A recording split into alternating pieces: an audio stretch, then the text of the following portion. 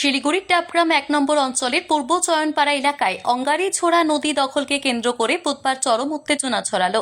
নদীর ধার ঘেঁষে অবৈধ নির্মাণের অভিযোগ করতে এলাকাবাসীরা একজোট হয়ে প্রতিবাদে সরব হন। পরিস্থিতি সামাল দিতে ঘটনাস্থলে পৌঁছয় আশিঘর ফাঁড়ির পুলিশ এবং স্থানীয় পঞ্চায়েত প্রতিনিধিরা। স্থানীয় সূত্রে জানা গিয়েছে, ওই এলাকার এক বাসিন্দা সম্প্রতি তার বাড়ি নির্মাণের কাজ শুরু করেন। অভিযোগ ওঠে তিনি নিজের জমির সীমানা ছাড়িয়ে নদীর অংশ দখল করে নির্মাণ কাজ চালাচ্ছেন। বিষয়টি নজরে আসতেই স্থানীয় বাসিন্দারা একত্রিত হয়ে কাজ বন্ধের দাবিতে সরব হন। তাদের অভিযোগ, এভাবে নদী দখল করে নির্মাণ চললে নদীর স্বাভাবিক গতিপথ রুদ্ধ হবে এবং বর্ষার সময় এলাকায় কৃত্রিম বন্যার সৃষ্টি হবে। এখন আমরা উনাকে বললাম যে এখানে ক্লিয়ার করে বিল্ডিং করেন না, আপনি ওরকম করে ক্যান্ডিলার করে বিল্ডিং করেন, কোনো অসুবিধা নেই, যাতে নিচ দিয়ে জলটা যেতে পারে। কারণ এই জলের জন্য আপনার ইস্টার্ন বাইপাসে পুরো ফুলে ফেলে জল পড়ে, আর এই যে আপনার বর্ষার সময় অ্যাক্সিডেন্ট দুর্ঘটনাগুলো হয়, যার জন্য এদিক দিয়ে জল ক্লিয়ার যেতে পারে না। তো এরা কি করছে, এখন আবার একবার তো গাইড ওয়াল করা হয়ে গেছে আজ থেকে ২০-২৫ বছর আগে। এখন দেখছে যেহেতু ২০ ফিট নদীটা চওড়া আছে, এরা আরো নতুন করে ঢালাই করে মানে আরসি ক্লিয়ার করে এখন বিল্ডিং করার চেষ্টা করছে।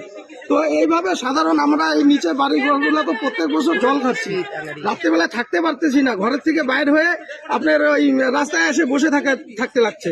তো এখন এরা যদি এটা বন্ধ না করে, তাহলে এরপরে আমার কাছে এই যে এইসব চিঠি লেখা হয়ে গেছে মাস পিটিশনের, এটা আমি হচ্ছে আপনার ইসের কাছে, হ্যাঁ এটা আমি হচ্ছে আপনার ওই একটা প্রধানের কাছে দিব, আর একটা বেলোরের কাছে জমা দিব, একটা থানায় দিব। হ্যাঁ, পরে নেক্সট টাইম এটা বৃহত্তর আন্দোলন হবে। এখন আপাতত ওনাদেরকে বললাম, মুখে বুঝলো তো বুঝলো, না বুঝলে পরে অ্যাকশন হবে। পরিস্থিতি উত্তপ্ত হয়ে উঠতে খবর পেয়ে আশিঘর ফাঁড়ির পুলিশ ঘটনাস্থলে গিয়ে আপাতত নির্মাণ কাজ বন্ধ রাখার নির্দেশ দেয়।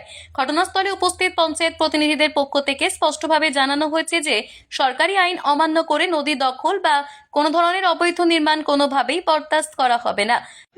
সম্ভব এখন দেখো বাড়ির সামনে তো মেন রোড থেকে তো বোঝা যাবে না পেছনে কি করছে।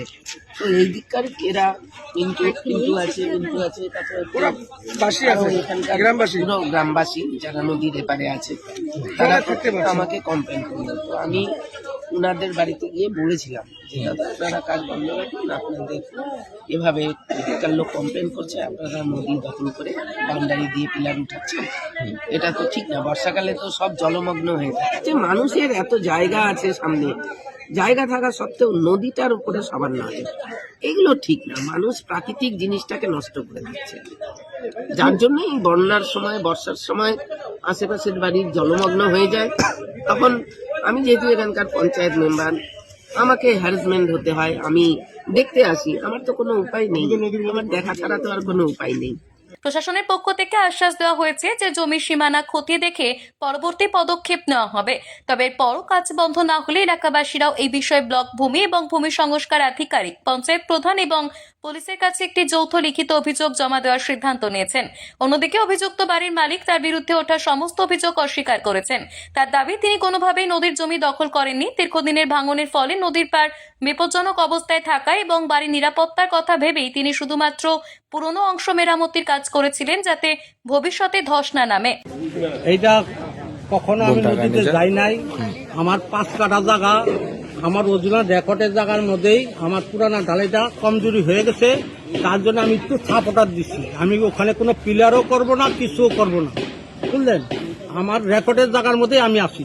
যদি আমার রেকর্ডের জায়গার চেয়ে যদি 1 ফুট বেশি হয়ে যায়, সরকার ভাঙ্গা দেয়, তাতে কোনো অসুবিধা নাই।